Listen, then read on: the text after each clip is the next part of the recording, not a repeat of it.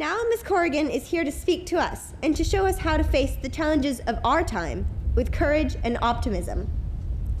And so it is my honor to introduce Ms. Kelly Corrigan as the keynote speaker for the graduation of Hamlin's class of 2011. Thank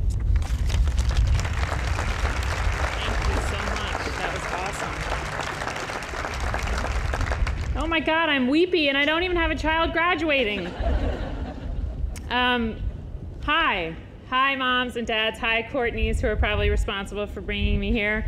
Hello, grandparents. Hello to the super cool friends who aren't family but feel like it and never miss occasions like this. Hello, Wanda, wonderful Wanda, who no one can say no to. Hello, lucky teachers who work at Hamlin. If they had given me a job years ago, I would not be standing here today. And hello, girls. God, have I been thinking about you.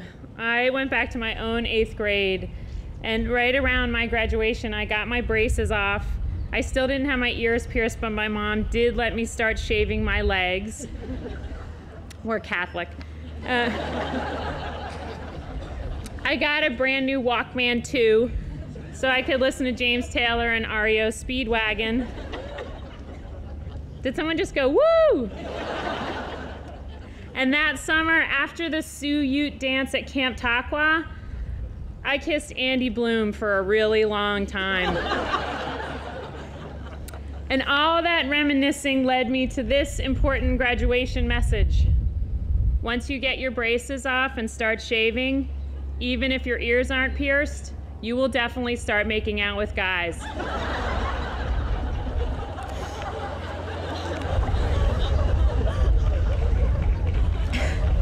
Thank you, I'm done.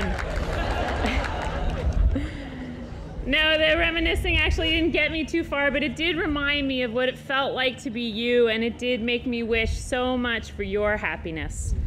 You know, that's all everybody here wants for you.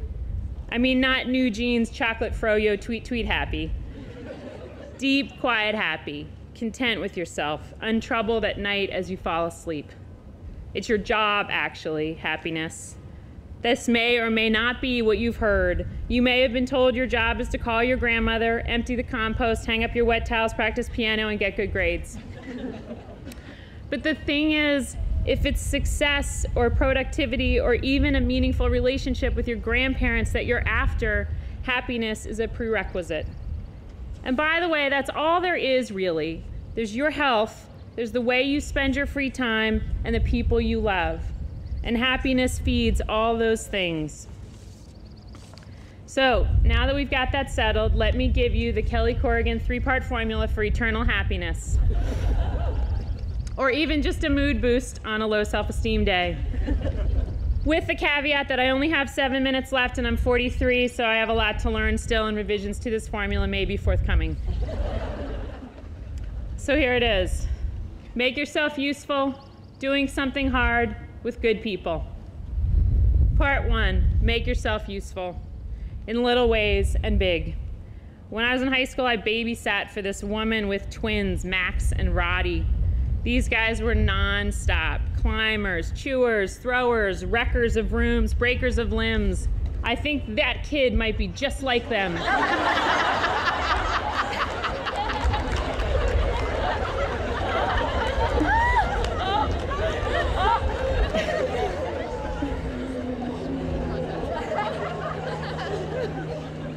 This woman was tired.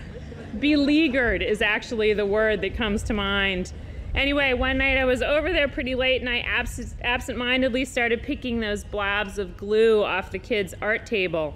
And then I organized the books by type, picture, pop-up, chapter, and then the trains, and then the Matchbox cars, and the Lincoln Logs. I put all the caps back on the markers. I got so into it, I even sharpened the colored pencils. The mom came home while I was dust-busting the shavings off the floor. Looking at her face when she beheld her playroom, you'd have thought Oprah Winfrey had pulled up out front in a 24-karat gold minivan. I had found a small way to be useful, and I like to think that somewhere in Pennsylvania there's a 60-year-old woman who can still remember The night a teenage girl showed her some unexpected kindness during the trying period when her toddlers were wearing her down to a sorry nub. And even if she never thought of it again, I felt the feeling of being useful, and I liked it. Now, 30 years later, I volunteer 10 hours a week for Children's Hospital Oakland, and my work with them is my most reliable source of energy, gratification, and self-esteem. My children are too young to be that reliable source. They tell me someday they may be. Speaking of hospital work, part 2 is do something hard. Years ago, I read this article about the habits of intelligent people that said something like smart people, AKA you girls, will complicate their lives just enough to make them interesting. That's why smart people rarely seem bored. They're always up to something. I've also read a lot about flow, which is that state of focus and productivity when you're so absorbed by your work, figuring out a complicated piece of music or making a Rube Goldberg machine, you miss your bus or forget to eat. Sometimes when I'm having a really good writing session, I realize I haven't gone to the bathroom all day. That's flow. A key condition for flow is that the challenge is well matched for you. Think Goldilocks. The project can't be impossibly difficult or worse, too easy. This is probably why, after that night when I organized Max and Roddy's room, I never did it again. Too easy. The other upside to choosing hard work over the more doable projects, other than the potential for flow, which is a glorious thing, is that even if you come up short, the failure is honorable.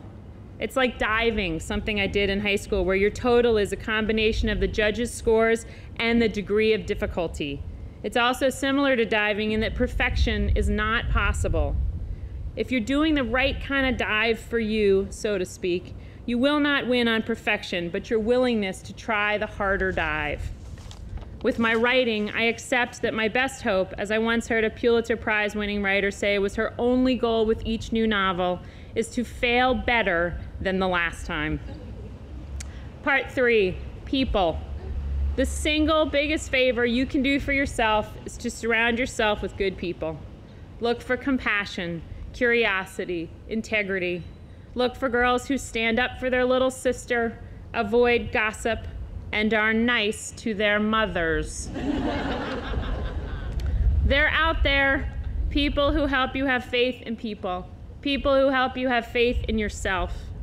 Beware of trying to please too much, and just as fruitless, beware of sleepwalking through high school, following whoever is loudest and most socially influential to whatever mall or keg party they're headed to. Across the continents, over the last couple hundred years, the most reported source of happiness has stayed the same, a deep connection to others. This is not achievable on Facebook. Finding your real friends requires actual face time, and lots of it. It's not easy, it turns out, to find your people. For instance, you are probably wrong about someone right now, and it's gonna hurt when you figure it out. You are also overlooking someone right now, someone really interesting that for whatever reason doesn't seem like your speed. At my high school reunion, 20 years after I graduated, I had the most fun talking to 2 girls I'd missed. Jill Milstead, a graphic artist and documentary filmmaker, and Karen Lambert, a lit professor in Moscow. And you know what?